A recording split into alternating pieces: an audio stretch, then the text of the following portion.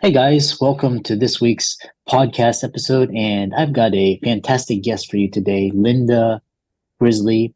And she is a money mindset mentor, and she helps especially high income professionals, female professionals, learn how to repair their relationships with money and overall rewrite the scripts and create money abundance. It's going to be a fantastic discussion for the audience, and I'm happy to welcome Linda to the show. Welcome, Linda. Thanks, Christopher. Thanks so much for having me. I'm happy to be here. Yeah. So kind of set the stage, talk about how you got there, what you do, just very briefly, 1 to 2 minutes, and how the audience can benefit from your expertise. So I grew up in a lower middle class household. My parents didn't really talk about money. I didn't learn very much about money. I know that they live paycheck to paycheck, and that's pretty much what I did for most of my life. Until I realized that I needed to make a drastic change because I started to realize like my future wasn't going to be anything except for working and working hard and working extra jobs and always trying to keep up. So I went through a transformational process myself, very big growth development, internal and external phase. And during that time, I realized now that I had unwittingly rewrote my whole money story on my own. And I didn't even know what a money story was. So I became a financial planner, and I started having clients that I would see, and I would talk to them, and I would explain things to them and why things were right for them. And they just weren't seeing it. They had these internal obstacles themselves where they would say, well, my father always said to do this, or my brother is doing this. And I would try to explain to them, well, you're not your father. You didn't grow up in the same period that your father did. You're not your brother. You don't have the same financial place as he does. And I started to think about the whole idea of a money mindset. And then I really started just to delve into studying it and found that there's this whole other psychological side to finances, right? So whether it be in budgeting, cash flow, planning, whatever it happens to be. So what I did was I created a course outside of my financial planning business that is solely focused on changing or recognizing your money mindset and understanding how it affects the things that you do every day with money. Yeah, it's interesting because I'm always studying trends, and like the first trend was like because growing up, my grandparents were like Social Security. They were like, that's the thing. And then next, my parents were like a high paying job, 401ks. And then next, I realized that none of that really works. And it's like now you can't even depend upon, job security. And even you talked about working, that's only going to do enough. You're not going to get rich by working, even with a high paying job because of the taxes. So talk about one thing I'm interested in is this understanding money mindset, and explain what money mindset means, why it's important, and kind of talk about some of the common themes and stories that hinder you from financial abundance. Sure. So your money mindset is unique to every single person, and it's created by your life experiences. Going all the way back to when you were a baby or little, it's the things that you experienced in the household that you grew up in and how the people that you lived with interacted with money. Did they argue over money? Did they just spend money frivolously? Did they save too much? Were they stingy? All those things. And then also your first experiences with money, how you first started to earn money, and what the people were telling you in your first jobs. Like, are you worthy of earning this money? Or what story is you're telling yourself? All of these things are about your money mindset. So in talking about, people who are higher income earners, they might think, well, I'm earning enough income. My money mindset is fine. So sometimes it's about your worth, and sometimes it's about how you spend your money or how you save your money, and understanding what things are triggering you to do things that you do, and really doing that internal work and uncovering the psychological aspects of how your relationship with money is. And I'm not a psychologist. I'm just a regular person who does financial planning and also has a coaching business. But I use psychological assessments in my course that were created by psychologists from over 40 years worth of experience. So I have the backing of that. And then I help walk people through that process of the results of those assessments and what they mean and how they can start to recognize what's happening in their minds when they're dealing with money. Yeah. So my follow-up question is, with as a money mindset coach, what are some common limiting beliefs about finances that you've encountered in particular? Like, I want to kind of make it easy for the audience. So, for example, like the rich are the rich are corrupt, or the rich are greedy, or money doesn't grow on trees. So, some things like that. And how can individuals begin to identify and transform these limiting beliefs? Sure. So most of those things that you just mentioned are things that I would call negative money stories. So your beliefs can be about money, can be internal or external. So when I say internal, that's like, I'll never be rich, or I'm terrible with money, or money's just difficult, or money's something that people argue over. Those are all like internal stories that you tell yourself about your relationship with money. And then there's the external stories that are, money is the root of all evil, or, rich people are greedy. And it's the external things that you say about money that give you an excuse for not being rich. And all of those are negative money stories. So in working on challenging those negative money stories and understanding like what you're saying to yourself and about the world is part of the perception of money. And even if you think that it's not affecting your relationship with money, it is, right? So we want to start reframing that and acknowledging that you have these negative beliefs, because people might say that, well, that's not a negative belief, it's just the way that it is. Well, it is a negative belief. And there are many people that have money that do great things with money. So money is not the root of all evil. And there are many people that that weren't good with money, who maybe just had a really bad experience, which caused them to not be good with money. But that doesn't mean that they're always not going to be good with money. So it's reframing those things and taking action towards being more positive around that. Yeah, and so one of the things you brought about was awareness, and I think the first thing is becoming aware of your thoughts and perceptions and where they're coming from, your triggers, and how do individuals begin to identify, transform, and then some strategies for rewriting negative money scripts?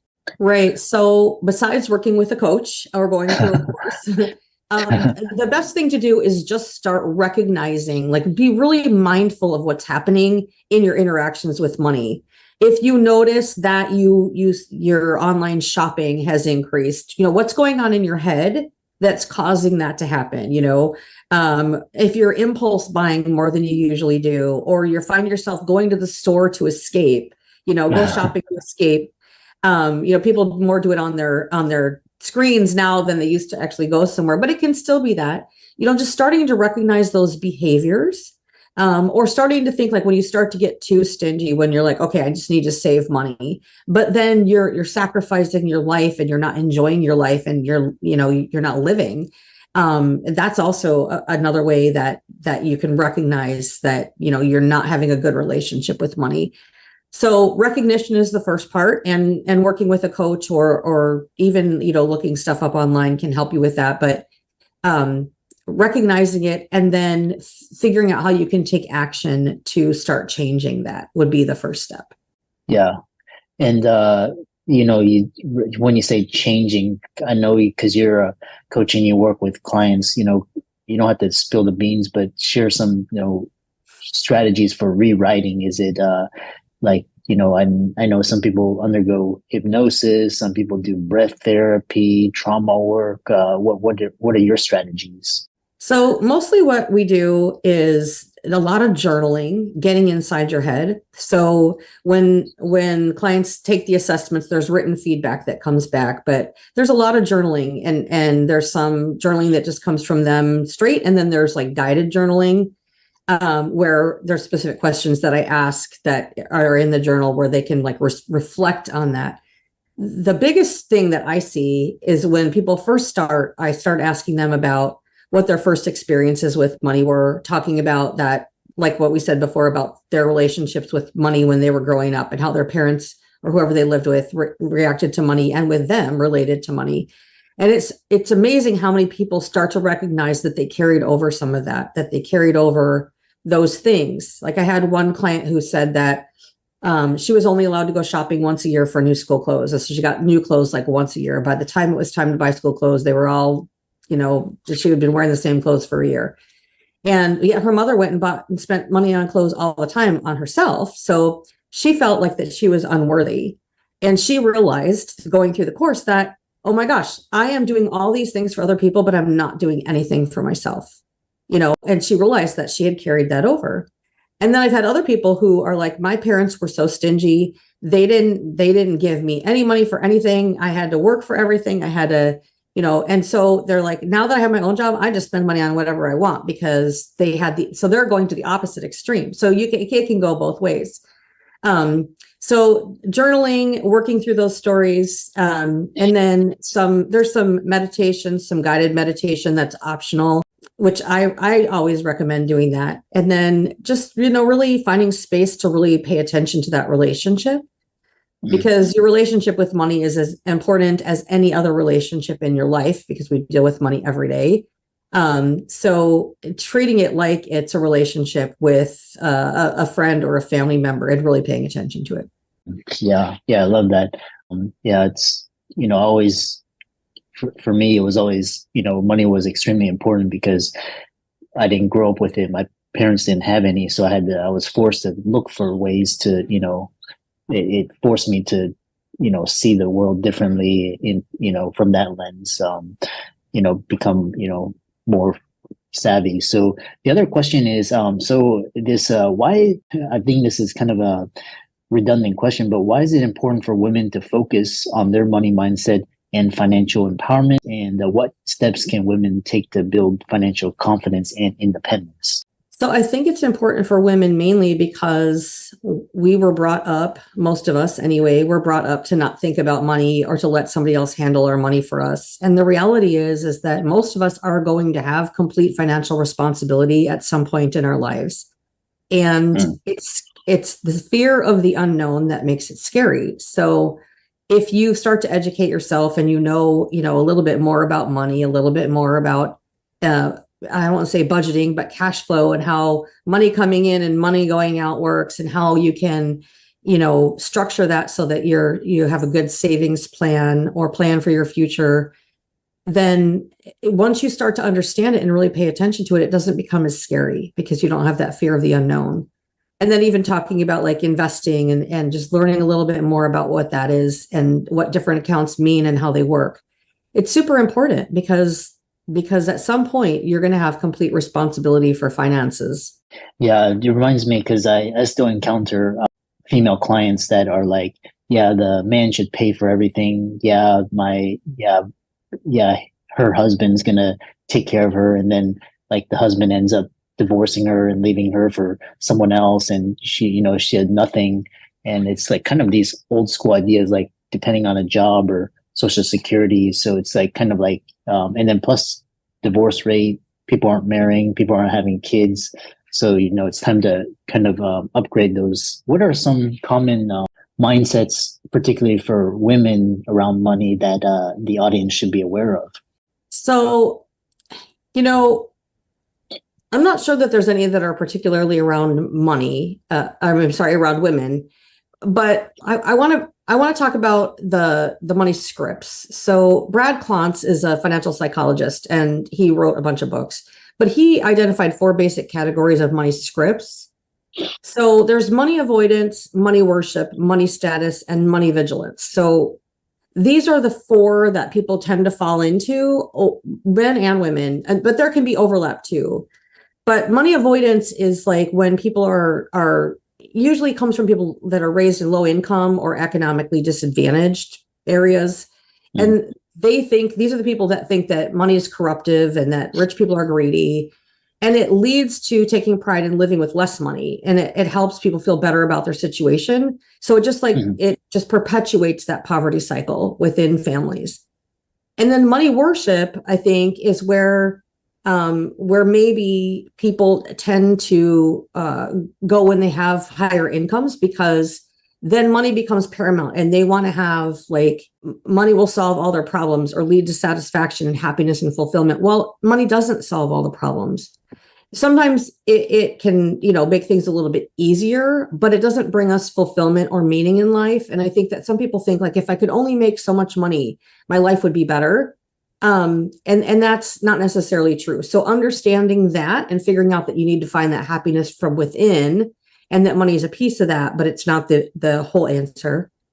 And then money status is, the keep up with the Joneses mindset, where like, you might have somebody who looks like they are super successful on the outside. They might have a nice house, a nice car, they might dress well, but really they could have like a ton of credit card debt and other like detrimental financial habits, because they're just spending all this money, even though they're not really wealthy. They might have cash flow coming in, but they're not saving anything. So you want to be sure that you are setting yourself up where you are going to succeed if you lose that income stream coming in. And you can think of like people who've won the lottery, or people who have, like pro athletes, or people who have had money at one time and then all of a sudden they don't, and they're broke because they spent all this money and they weren't thinking of the future. And then that last one, money vigilance, is like a totally cautious approach towards money and financial manners. And it's being like super highly attentive to your finances and planning for the future and being planning oriented, which sounds wonderful. But if you go too far on that extreme, then you might actually have like being too careful and too frugal. And you can have a super high net worth, but you might be living in poverty, like because you're just afraid to spend your money. So you got to find like the right balance between all of those things. Those are the four that Brad Klontz like separated out, but I think we all fall somewhere within there. And the idea is to find a good balance between things so that you're not any extreme of those. Yeah. Yeah. All those archetypes that you were discussing brought up so many analogies and stories. I knew one person, she would go to the grocery store and in like a price difference like of like 50 cents, she would just get so anxious and just get caught up in, should you and then even you mentioned pro athletes, even doctors are going broke, celebrities, lawyers, so it's not just, but so really interesting. So I really enjoyed this discussion. I'm sure the audience is interested in finding out more about you. How can they check out your socials, reach out to you, and so on? Yeah, sure. So my website is mindsetandmoney.com. And if you put a /POD for podcast, there's a special offer, a couple freebie downloads on there. So you can check that out. Love to have some of your listeners in my course. And other than that, they can find me on LinkedIn and Instagram. On LinkedIn, I have a little bear next to my name, Linda Grizely. So that's usually the easiest place to find me. Yeah, awesome. And for all the audience, let's thank Linda for coming on and give her socials a like and follow. And check out the books that she mentioned by Grizely. And with that, thanks so much for coming on.